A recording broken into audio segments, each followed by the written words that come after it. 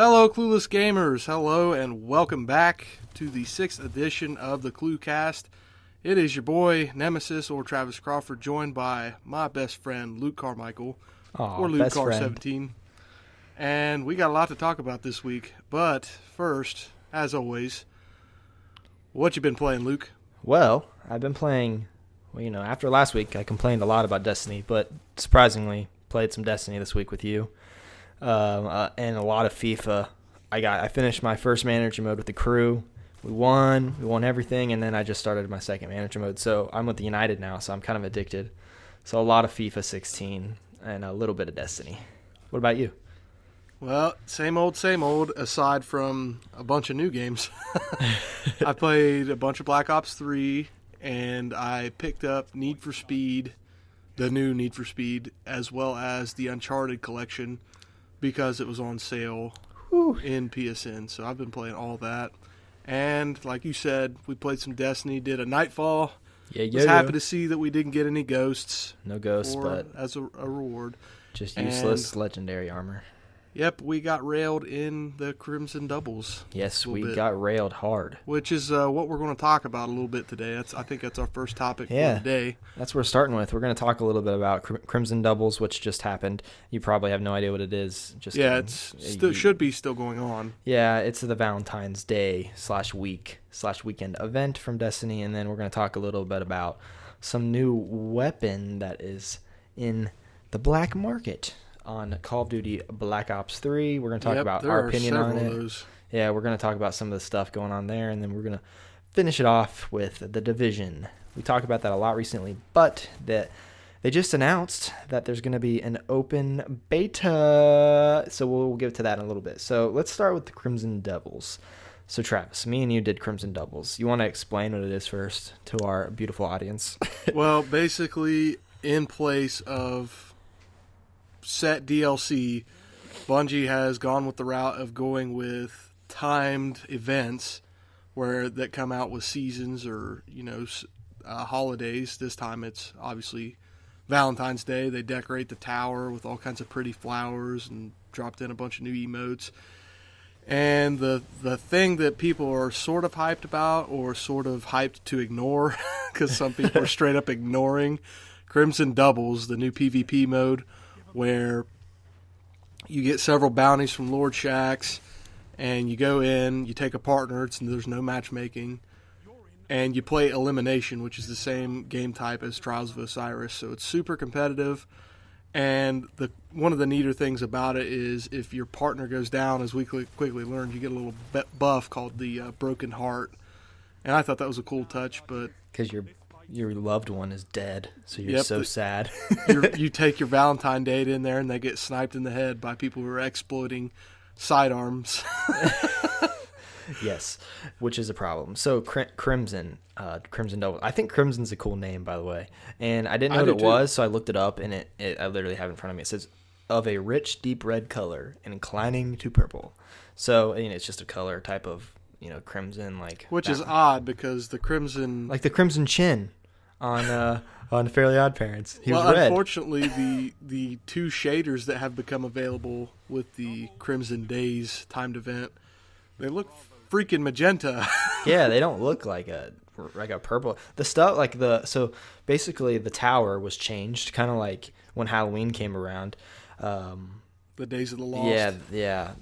Or Festival of the Lost. And this crimson, there's like crimson roses everywhere. It's all romantic, and I just get really excited and want to just hold hands with another Guardian when I'm there. But I can't, because I'm not buying the emote to do it. I'm just kidding. But away with you, microtransactions. Yeah, so Crimson Doubles is cool. I guess my way of explaining how I felt it kind of felt like Trials with two people. So it was elimination, and it's different maps every time, obviously. So it's 2v2, kind of like we're going on a date to eliminate some people. Literally like that. Yeah, it's like it's like what nerds do for Valentine's Day. We just play video games and date each other, essentially. I don't know. That was stupid. Well, but what was funny, we can talk about how we initially experienced it, but before we do that, I'd like to disclaim that, we've had time off of Destiny, and we're not trained. We're not used to the sensitivity anymore, and that was easily, without a shadow of a doubt, the main contributor as to why we performed the way we did. But after playing on the LFGs today, I found my time a little bit easier, and the LFGs were riddled with people like, "Hey, will you be my Valentine?" It was funny to see. That's funny. It was funny to look at the LFG sites and see them actually active for once. Yeah. Because most of the times nowadays, you go into an LFG and the last person replied a half hour ago or something like that. Yeah, it was for the longest time. It's a minute. Like you'd see like hundreds of threads. It's just a minute, a minute, a minute, a minute. Every minute somebody's posting. But recently, you refresh it, and you might, if you don't refresh it before somebody else, you might lose your spot in a raid. That's how it used to be. Oh, I never got in raids. It'd be like I'd add them, and it's like, nope, we're full. Like you just put it up a minute raids ago because nobody's doing it. But whatever. That's a difference. Yeah, it's a whole thing. So we did this. We went into the Crimson Doubles together, and boy, oh boy, did we struggle. Yeah. The first day. You played today, but the first night that we did this, we just wanted to, give it a try. I wasn't very excited about it because I have a sore thumb, sore mouth, sore taste towards Destiny because it's not, But Travis was pretty excited. I could tell. And we went in and, what did we lose, like 9 times in a row before we won? Well, see, we got the bounty done where you literally have to just complete 7 matches for Shaxx. That's win or loss. And we got that completed before we won one. That's how, to put it in perspective, like, we just hopped on, and I think we did the daily, which... Yeah. I don't even remember what the daily was. It was skirmish, I believe. Yeah, and we did really good. It was like, we're going to be great. This is fun. We slapped kids in skirmish, and then we got into Crimson Doubles, and we just literally got destroyed. Yeah, it was not very a couple fun. times, not to make excuses, like I said, I know for a fact that it's just because we're a little out of season in Destiny. We're not trained to it anymore. But people are exploiting the freaking sidearm and getting sniper ammo due to the patch that just came out this week, along with the Crimson Days event, where you don't spawn into the elimination any longer with special ammo, unless you're running a sidearm. Yes, which is, like, how do people find these exploits so fast? Like, and why are they doing it? I know it's great, yeah, you can win, but it's cheating. When you find an exploit and you use that exploit, you're a cheater. Well, that's sort of been Bungie from day one, right? Back in the day, people Loot would Cave. literally loot cave. They'd unplug their Ethernet cord right as Crota was taking a knee, and he'd stay down the entire raid. That's how it was. People literally... I don't know how you find an exploit like that, but it was sort of annoying to go up against because we're trying to strategize and work together and work our way around the map in a way that we could get an advantage. And it's just like dead. Yeah, and knowing the information that they don't spawn in with special ammo, we're getting sniped, and it was super frustrating. It was frustrating. So there was times where it was very fun and exhilarating. Like that match we won, I was legitimately shaking. And you said you were shaking, and I was like, I felt I had to go to bed after that. I was just, we did a nightfall, but I was ready to go to bed after that. That's how tiring it was, but it was exhilarating. Yeah, it was a really close match. I think it was like 5-4. Yeah, the final score, and it was craziness. Yeah, and it was fun. So like at that moment, I was like, oh yeah. And then we got into the nightfall, and I was like, yeah, Destiny. And then we get our unrewarding rewards. Hey, we didn't get a ghost. At least we didn't get a ghost, but still, like, now, honestly, we play Nightfalls now for fun. Like, it's just to have fun with each other, basically. Yeah, it was literally just to, chill out, be bros. Chill out, talk, and play some video games. Which is what I love games for. I just happen to have, like, 3 other games that I haven't beat yet, so that's my only dish with it. Yep. So, with Crimson Doubles, you think you're going to play any more this week? Yeah, I need to finish those bounties. They're all pretty close, so I want to play with you again. I won't play with anyone else. I will literally play Crimson Bounties with you, and that's probably it. Yeah, well, it'll be much better next time, I promise. Okay, cool. Travis wears a large backpack when we play together, so every once in a while I have like a little spurt where I'll just go in and, go hard for a few minutes. Ace the round, yeah. And then after that, I get too excited because I thought I was good, and then I get right back into Crapville. So Yeah, it's still fun though. It's just I got to be honest though, with the Crimson Doubles, it's sort of like re-energized. I mean, I'm not saying this is going to bring Destiny back, but I'm a little bit re-energized because I felt a smoother connection. You know, the connection did feel good. That is a fact. The last Iron Banner I participated in, which was the Iron Banner before last, the connection was still skill-based, and I would hit people 4 or 5 times with my Jade Rabbit before damage started registering, and this event has felt really smooth, and I think they're making improvements, and basically the reason I'm so satisfied with Destiny is because I did well today. I carried a kid. I was going ham, and I didn't get told to go kill myself. Yeah, he sent you a nice message. He was complimenting me, and that's something you don't see in Call of Duty. That's we need more of that. Yeah, that's what was so great about the Destiny community, and I really hope to see Destiny come back. Yeah. I really, really do. I hear through the grapevine that sometime this week, Activision is going to come out and discuss the future of Destiny. They need to. And not discuss the future microtransaction Destiny, the real life Destiny that they promised us for 10 years. That's what they need to speak to us about. Yep. So along with Activision also pulled another little sneaky sneak on us this week. They're communist. With Black Ops 3, they brought in some new weapons, and up to this point, the microtransaction COD points, I believe they're called. They're like what you use in place of crypto keys to purchase supply drops. Mm-hmm. Everything's been mostly cosmetic, and they put in a few. I think they had a wrench, brass knuckles, and a butterfly knife as melee weapons. Yeah, which is not going to give you any significant advantage over anyone. No, not at all.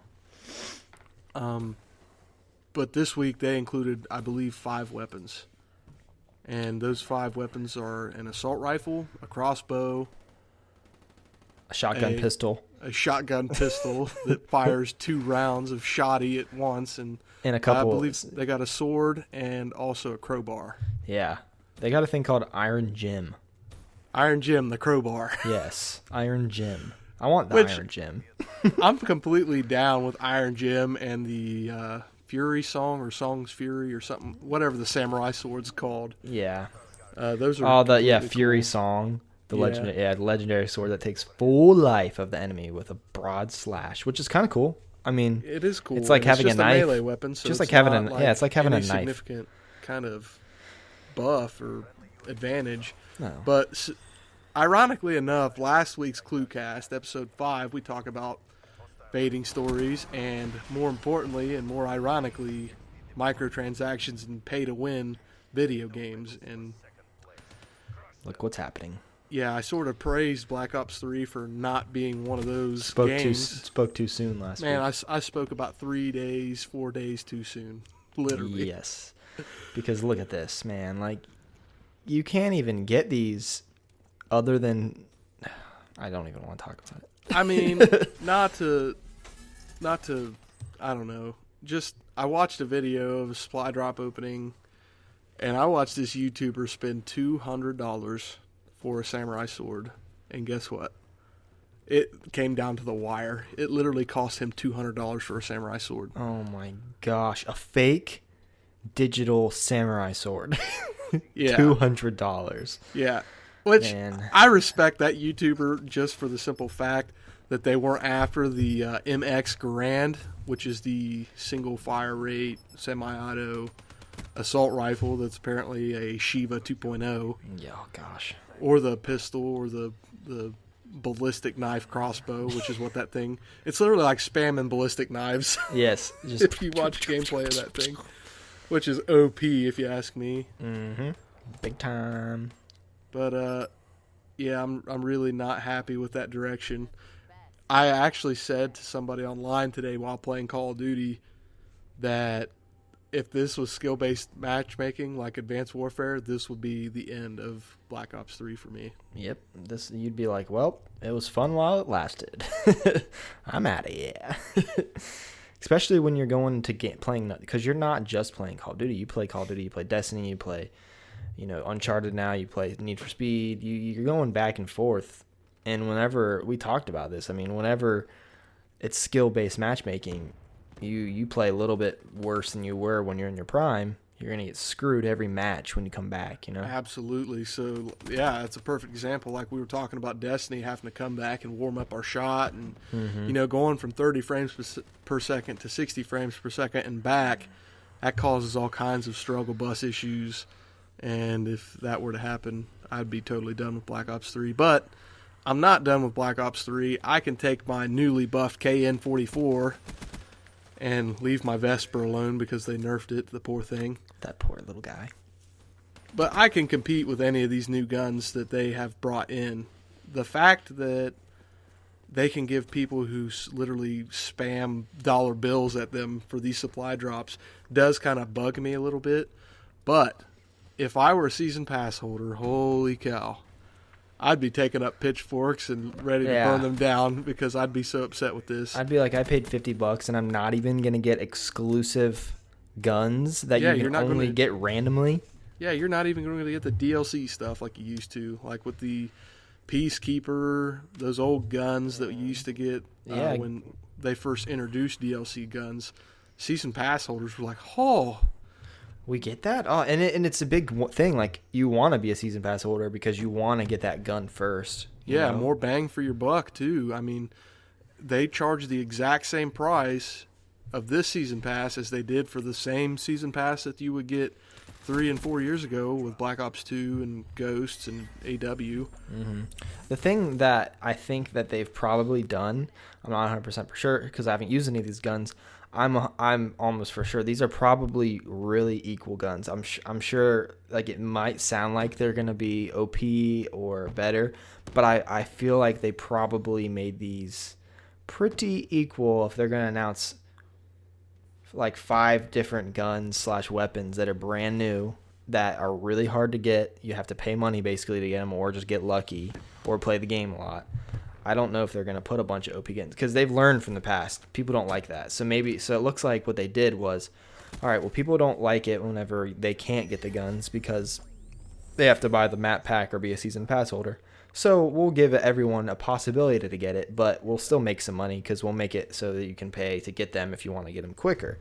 Well, we also don't want to make them super OP because we did that in past games as well.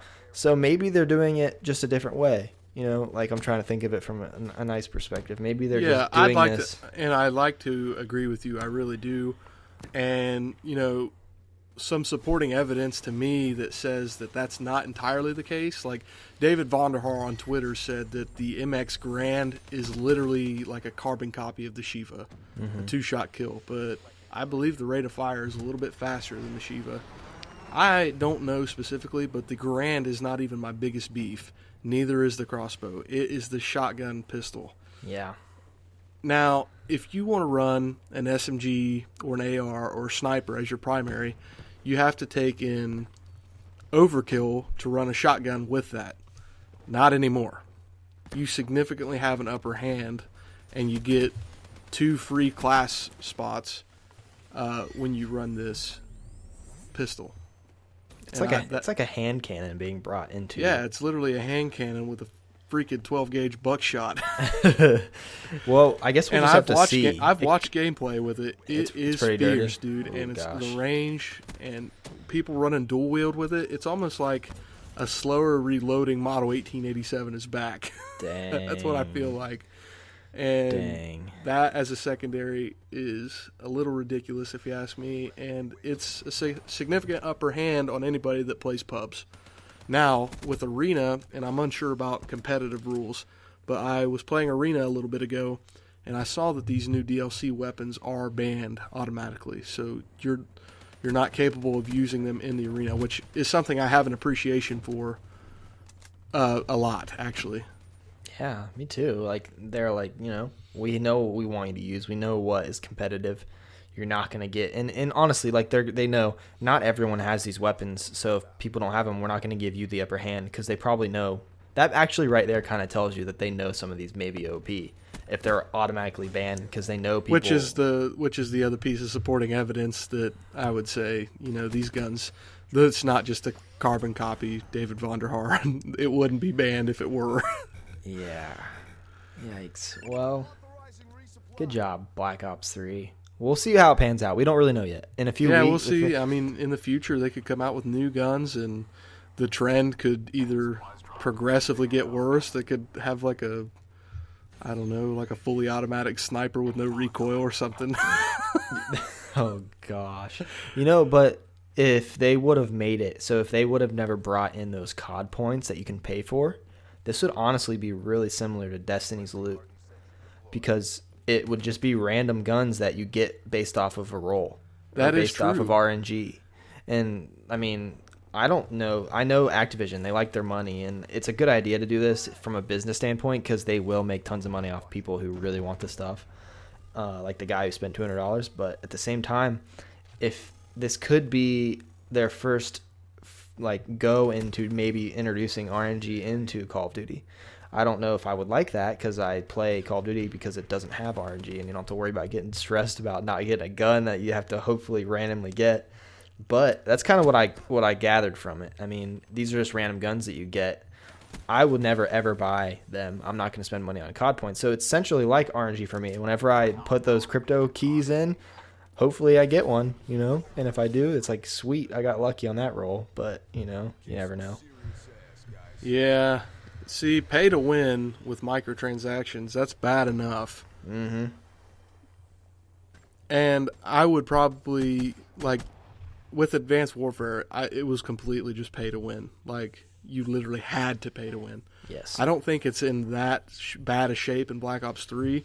Like I said, we'll see later down the road if the trend continues on up with more. Because at first it was just cosmetics and a couple melee weapons. Mm-hmm. Now it's a couple more melee weapons and a couple OP guns. Yes. Next thing you know, it could be 5 OP guns. You never know. Never know. I just hope it doesn't come down to, listen, if you want to be competitive and good at this game, you're going to have to use these guns and you're going to have to buy these guns from us.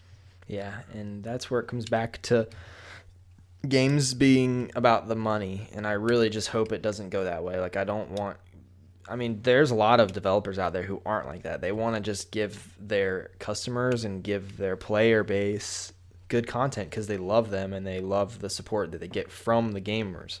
But a lot of it, they look at it, they're getting quick money from this. People like $200 here, if someone puts $5 here, $20 here, that adds up quick with the player base that's on Call of Duty right now.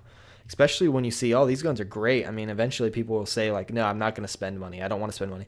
But eventually they're like, whatever, I'll just try because I want that gun now. Yeah, and I'm one of those people that I'm just never going to spend money on that. Same. And unless I was rich. Yeah, if it ever came down to it and I had to, I have no problem on quitting Black Ops 3.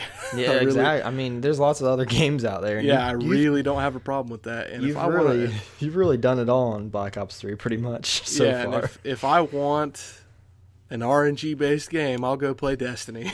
Yeah, exactly. Or The Division. Wink, wink. Wink, wink. Well, let's talk about The Division. So, as everyone knows, Travis did a great video a few weeks ago. The Division closed beta was out, and Travis participated in that. I unfortunately did not because I was busy and I didn't get in, basically, because I'm stupid. Young man didn't get a beta code. I didn't get a beta code. I didn't pre-order it, so it's my own fault. But Travis got to get a taste of this game, and everyone knows how excited we are about this. This is a big game. This is a lot of speculation and a lot of, hope that this game is great. But The Division itself just announced that there's going to be an open beta.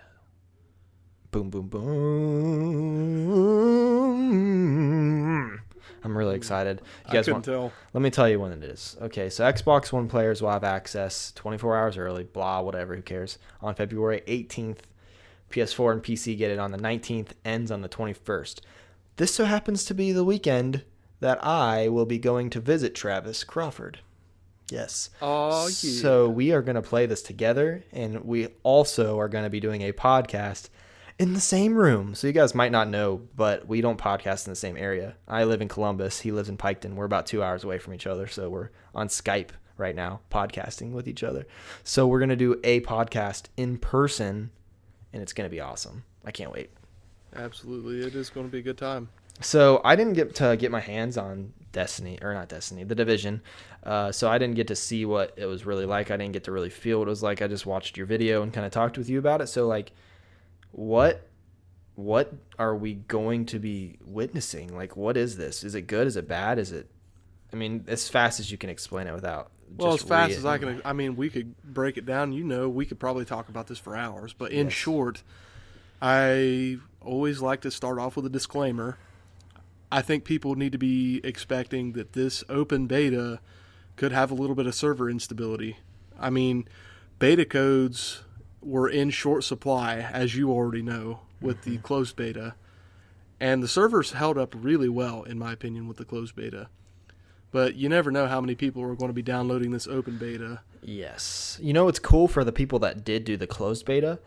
If you still have it installed, there's just a patch, a 1.6 gigabyte patch that you just add on. Did you delete it? Yeah, I had to delete it to make space for the Uncharted collection. Yeah, so and Need for Speed. If anyone still has it, don't delete it because you can just download the open beta. It's 1.6 gigs. Yeah, well, and if you don't, and if you're like me, the dummy who deleted it, just go ahead and preload it.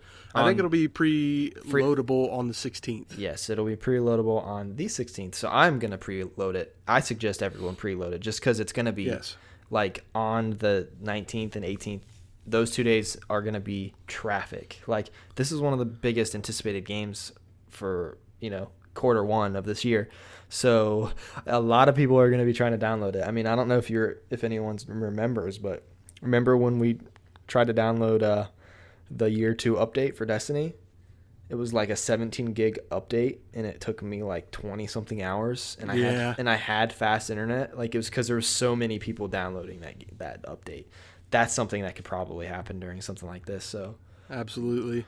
And, I've read reports that Ubisoft has said the closed beta had X, Y, and Z components of content, and the open beta will have different components and story missions and availabilities. And that I'm really looking forward to because with the closed beta, there were literally so many talents, skill trees, and upgradable parts of your base of operations that were just closed off to you, and you could see it in the interface. It just says not available in beta, and I'm just sad face. Like, no, and that's why it's a beta.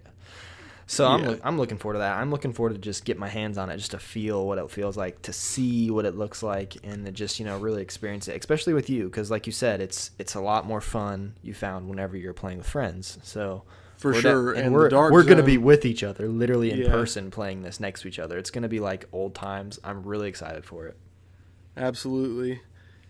And, I don't know if you knew this, and I probably should have said this in my video now that I'm thinking about it, but discipline, intellect, and strength in Destiny, right? Mm-hmm. How you can build your character. Yeah. Well, the Division takes a step up from that, and the names escape me, but you can basically build your character in a similar fashion, and you can have a character build where you can be a tank, you can be high damage, or you could have like a really fast cooldown on your abilities. That's great. That is a nice thing to know. Yeah, and your gear is what depicts that, and it's something that I think is going to create a skill gap, and I'm all about a skill gap, to be honest. Oh yeah, because this is going to sound awful when it comes out, but in a skill gap, the rich sort of get richer. If you're good at the game, you're going to get better stuff, and you're going to have an advantage. And it's just something I have an appreciation for. Yep, same here. That is awesome. I can't wait. It's going to be fun. So for anyone that wants to play The Division and give it a try, open beta on Xbox One comes out February 18th. PC and PlayStation 4 gets it on February 19th. It ends on the 21st, and I bet $1 million they extended a day, so probably the 22nd. They always do that. Especially if any server issues do occur and people are not able to play, which typically happens sometimes, they'll just add another day just because they want to be fair. So, well, that's all we have today, guys. We hope you enjoyed listening. Travis, I really enjoyed talking to you because you're great. And make sure you guys, follow us on Twitter. We're at Clueless Gamers 2. Check us out on Facebook. Like us. Share some of our stuff. We got some really cool information on there. And then subscribe, like, tell your friends about us. We really appreciate all the people that listen. I mean, it's just great to know that someone actually cares about the same stuff that we care about, and we really appreciate it when you do that. It makes our hearts warm, you know? Well, And it's nothing short of motivating either. Exactly. The more that you like us, the more that we want to keep making stuff. So, until next week, you beautiful Clueless gamers, I'm Luke Carr 17, a.k.a. Luke Carmichael, and this is... Nemesis or Travis Crawford. And we love your guts. We will see you next week. That was Cluecast number 6.